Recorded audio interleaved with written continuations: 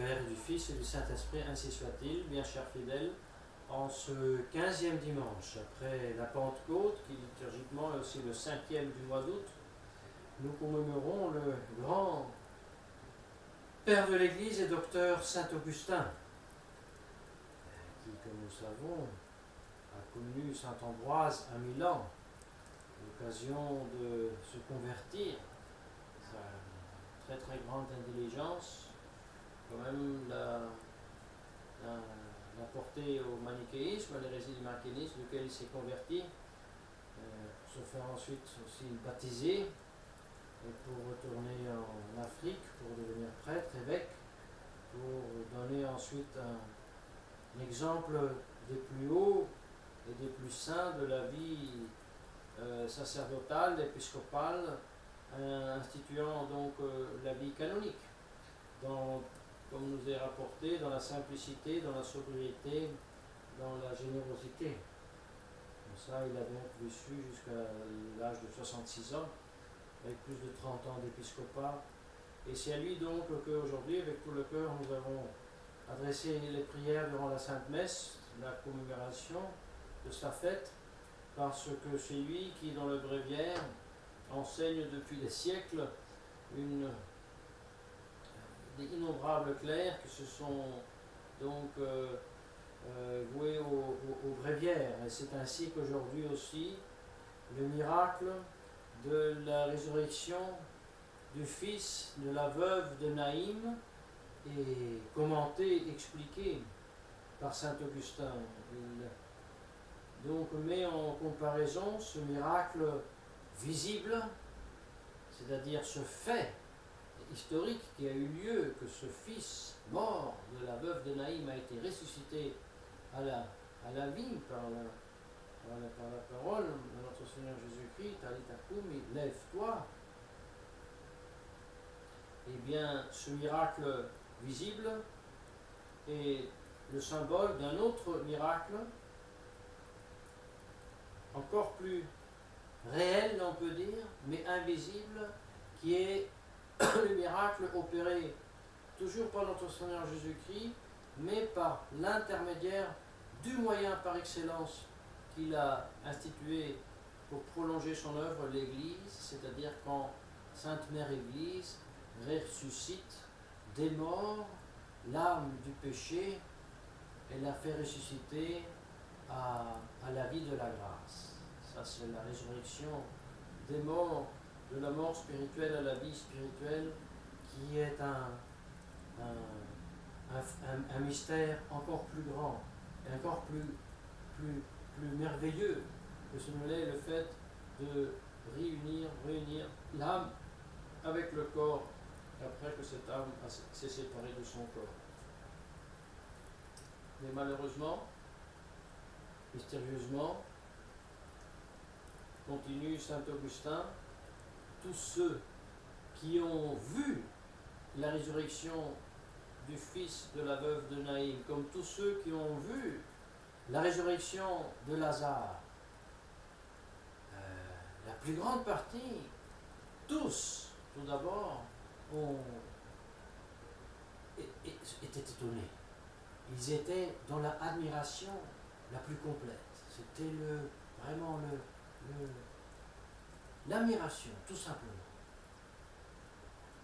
Mais ajoute saint Augustin, outre que voir et admirer le fait qui se produit devant les yeux, il y a une autre action, une autre opération qui malheureusement est faite par beaucoup moins de personnes. C'est comprendre ce qu'on a vu et ce qu'on admire. Là, il y a une grande différence. Et puisque saint Augustin est aussi très psychologue, et il sait que beaucoup de monde pense de penser, mais il ne pense pas. Comme ça, il dit, c'est un peu comme des lettrés et des illettrés, des analphabètes et des alphabétisés, ceux qui savent lire et ceux qui ne savent pas lire, écrire, qui se trouvent tous les deux devant un magnifique codex illuminé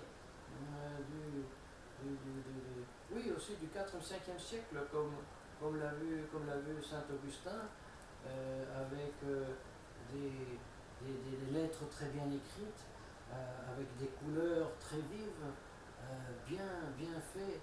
Alors bien sûr tout le monde regarde ce codex et sont dans l'admiration. Quelle beauté! Et même l'illettré, l'analphabète, que c'est beau, l'ensemble, l'écriture, la façon d'écrire. Et ajoute Saint Augustin, mais seulement les lettrés, outre que admirer la beauté de ce codex, ils comprennent ce que cela veut dire, cette écriture. Les autres savent que c'est une écriture, mais ils ne la comprennent pas. Comme ça, il y a ceux qui voient, qui admirent les miracles de Jésus-Christ, mais peu ont compris que ces miracles signifient quelque chose de beaucoup plus grand encore que le miracle lui-même. Parce que ces miracles sont liés aussi à cette petite phrase que l'illettré, l'aveugle ne considère pas tes péchés te sont remis. Ou alors, afin que vous voyez que le Fils de l'homme a reçu toute puissance. Tout cela est comme mis au bord de l'événement. La grande chose, c'est il était mort, il est vif. Par contre, ce qui comprend une autre chose. La grande chose, c'est que Jésus-Christ est Dieu, que Jésus-Christ remet les péchés, et que pour donner un signe extérieur certain que c'est ainsi, aussi il redonne la vie naturelle. Et voilà que tout se change. La chose la plus importante devient comprendre que ce miracle est un signe que Jésus-Christ est Dieu et que donc c'est lui le salut. Oui, parce que le passage de la mort spirituelle à la vie spirituelle, c'est le salut, c'est la conversion. Et c'est bien l'objet de ce 15e dimanche dans les lectures du Bréviaire, de l'Ecclésiastique, qui met de façon très sévère en garde devant la légèreté d'esprit, devant la superficialité du chrétien ou du non-chrétien qui ne veut pas se convertir, de celui qui présume de soi-même, de son être, de sa richesse, de sa fortune, de son succès, et qui voit dans cela certainement la rémission des péchés déjà opérés, puisque le bon Dieu me bénit, tout me va très bien. Devant tout cela, l'Ecclésiastique met sévèrement en garde et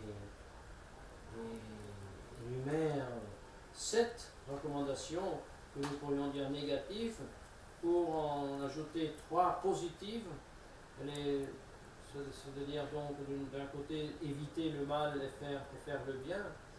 Nous disions donc ne pas confier dans les richesses, ne pas se laisser aller dans la force, dans le succès, aux mauvaises tendances du cœur. Oh, que je suis bien, que je suis puissant, personne ne pourra rien contre moi, qui osera me reprocher mes péchés? Ou alors aussi, et si j'ai péché, à dire la vérité, ça ne m'a pas fait de mal, peut-être même je me sens mieux qu'avant, diront les gens du monde, ou celui qui est tombé dans le péché et ne veut pas se convertir. Oui.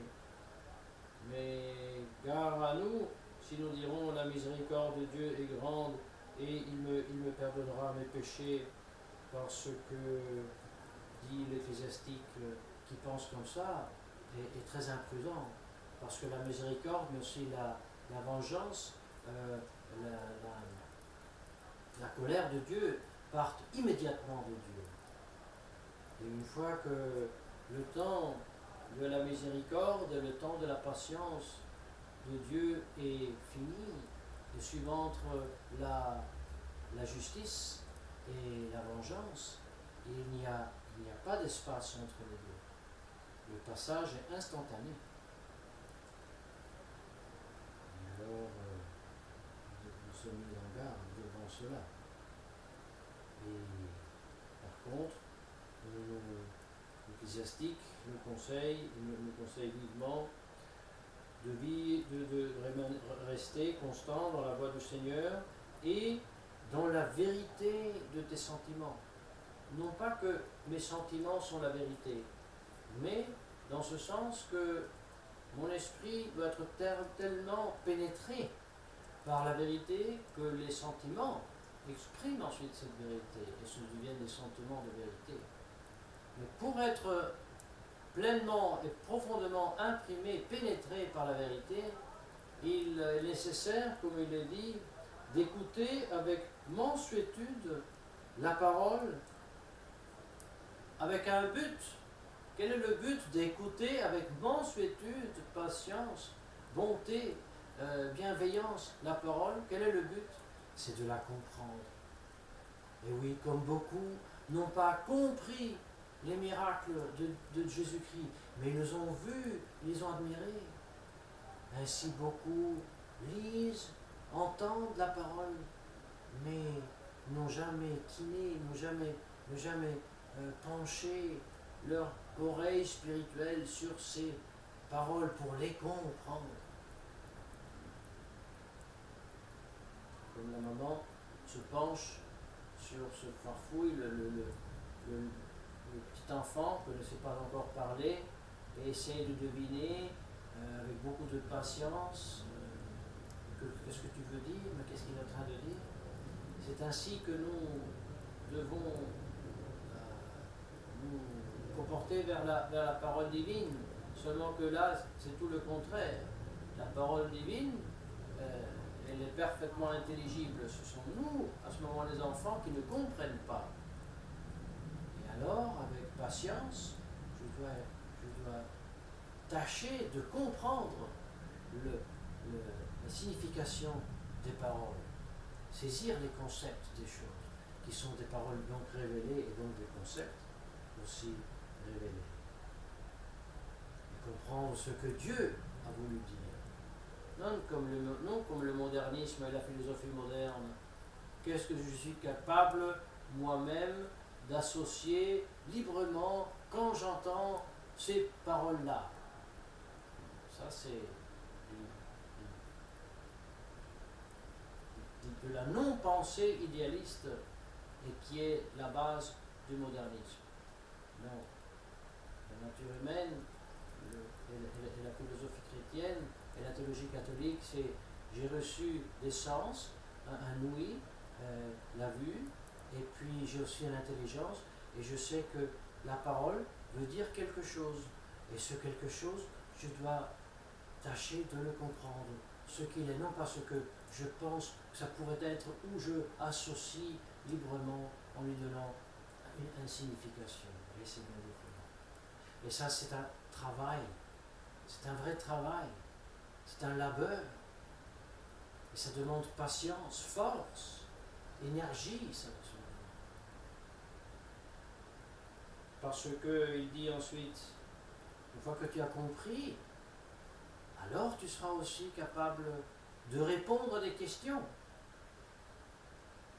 Mais ajoute-t-il, l'ecclésiastique, si tu n'es pas capable de répondre à des questions, il vaut mieux que tu prennes la main, tu la mettes devant la bouche et tu te tais. Grande leçon, quelle sagesse.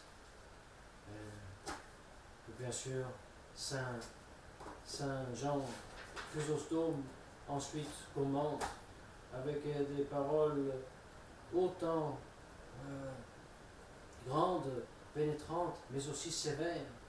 Et vous savez, relire ces vérités nous fait tellement bien, parce que aujourd'hui, aussi face à des catastrophes naturelles comme a pu être maintenant le tremblement de terre au centre d'Italie, alors les paroles colère de Dieu, châtiment, péché, punition sont complètement bandies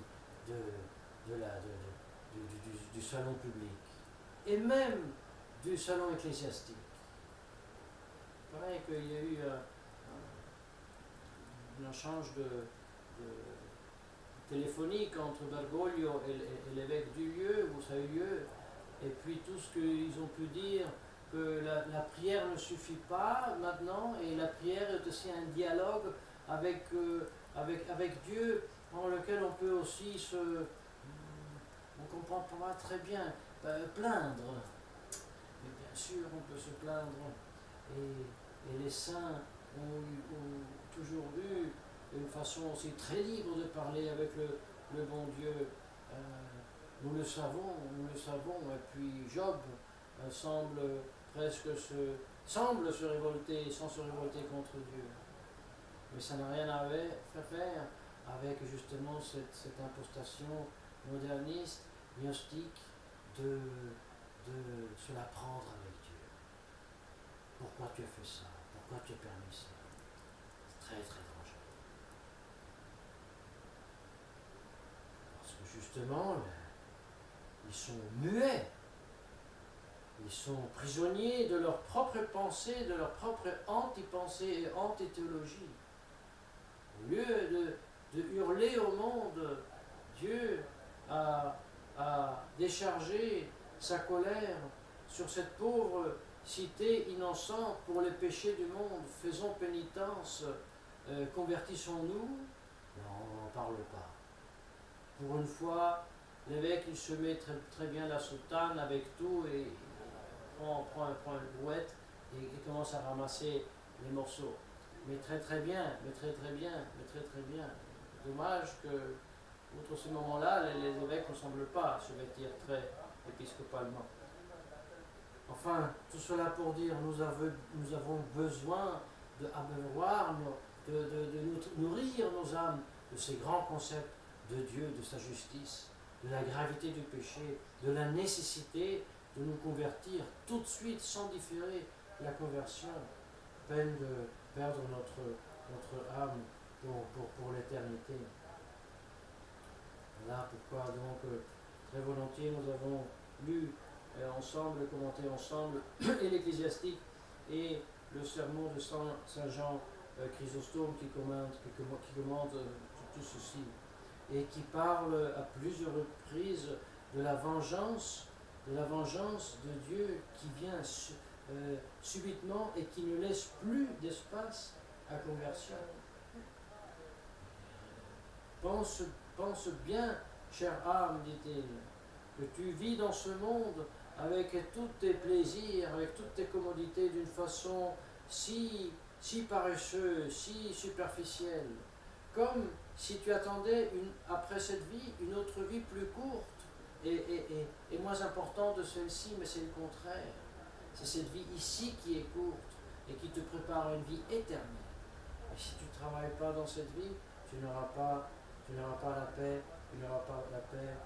dans l'autre. Et donc pense-y bien et ne te repose pas et ne exaspère pas la patience et la bonté de Dieu, parce que dire Dieu est patient, Dieu est bon, donc je peux attendre la semaine prochaine, dit-il, c'est quelque chose qui irrite Dieu grandement.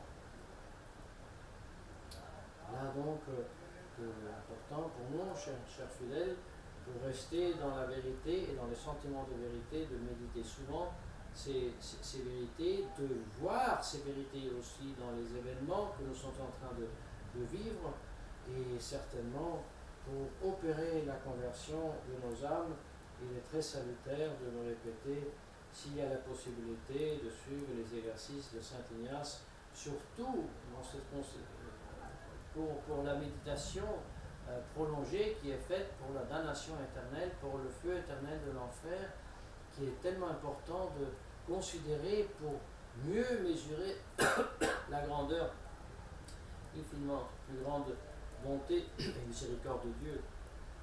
Mais l'une chose ne va pas sans l'autre. C'est pour ça que nous demandons à la très Sainte Vierge de nous intercéder la grâce de faire notre salut dans la sainte crainte et dans le tremblement, pour croître dans la foi, dans l'espérance et la charité, au nom du Père, du Fils et du Saint-Esprit, ainsi soit.